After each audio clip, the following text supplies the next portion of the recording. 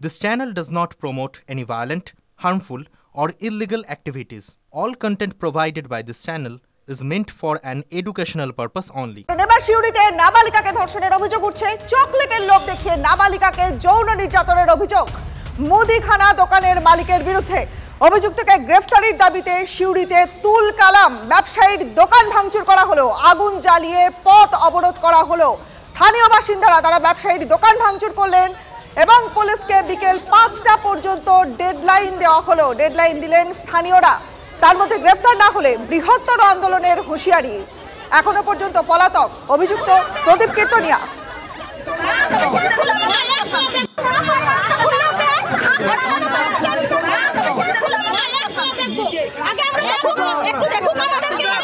একজন বলেন আমি শুনি, আপনি বলুন কোথায়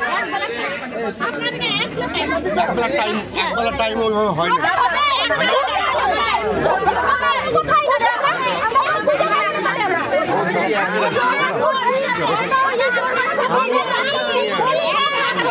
আমি আমার সর্বোত্তম চেষ্টা করছি। আমাদের সহকর্মী হিমাদ্রি এই মুহূর্তে রয়েছেন আমাদের সঙ্গে। হিমাদ্রি, সকাল থেকে তুমি যে ছবিগুলো দেখাচ্ছিলে, ব্যবসায়ীর দোকান ভাঙচুর হচ্ছে, আগুন জ্বালিয়ে পথ অবরোধ হচ্ছে, আর এবারে ৫টা পর্যন্ত ডেডলাইন দিলেন স্থানীয়রা, মানে তাদের ধৈর্যের বাঁধ ভাঙতে শুরু করে দিয়েছে। দেখো, একেবারে পুলিশের পক্ষ থেকে যেমন অভিযুক্তকে খোঁজার একাধিক জায়গায় তল্লাশি চালানো হচ্ছে, সেই ছবি যেমন দেখতে পাচ্ছি। অপরদিকে স্থানীয় বাসিন্দারা তারা কিন্তু তাদের দাবিতে অনড়। তারা বলছেন বিকেল ৫টা পর্যন্ত সময় দেওয়া হলো পুলিশকে, এবং ৫টার পর যদি পুলিশ এই অভিযুক্তকে ধরতে না পারে তাহলে তারা আবারও বৃহত্তর আন্দোলনের পথে যাবেন, এমনটাই কিন্তু তাদের দাবি। স্থানীয় বাসিন্দাদের যেমন ৫টা পর্যন্ত সময় দেওয়া হয়েছে, পুলিশের পক্ষ থেকে ২ দিনের সময় নেওয়া হয়েছে।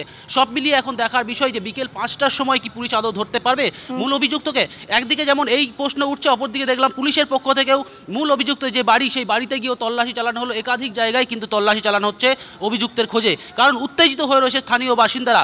আপাতত তারা পথ অবরোধ তুলে নিলেও কিন্তু আবারও যে ফের তারা আন্দোলনের পথে হাঁটবেন, সেটা কিন্তু কার্যত এলাকার যারা মহিলা রয়েছে বিশেষ করে তারা স্পষ্ট করে দিচ্ছেন যে আপাতত ৫টা পর্যন্ত সময় দেওয়া হলো।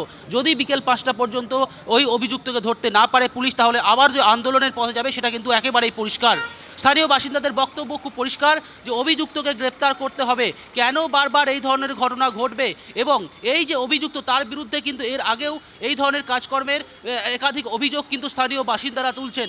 সব মিলিয়ে কিন্তু একেবারে উত্তেজনাপূর্বক হয়ে রয়েছে এই মুহূর্তে এই পরিস্থিতি, এবং স্থানীয়দের বক্তব্য যে কোনো মতেই এই রেয়াত করা যাবে না এই ব্যক্তিকে ৫টার মধ্যে, মানে ৫টায়। তারপর স্থানীয় বাসিন্দারা এটাও স্পষ্টত বলে দিচ্ছেন যেই জনতা তারা কিন্তু নিজেদের আইন হাতে তুলে নিতেও দ্বিধাবোধ করবে না, এমনটাও কিন্তু তাদের বক্তব্য।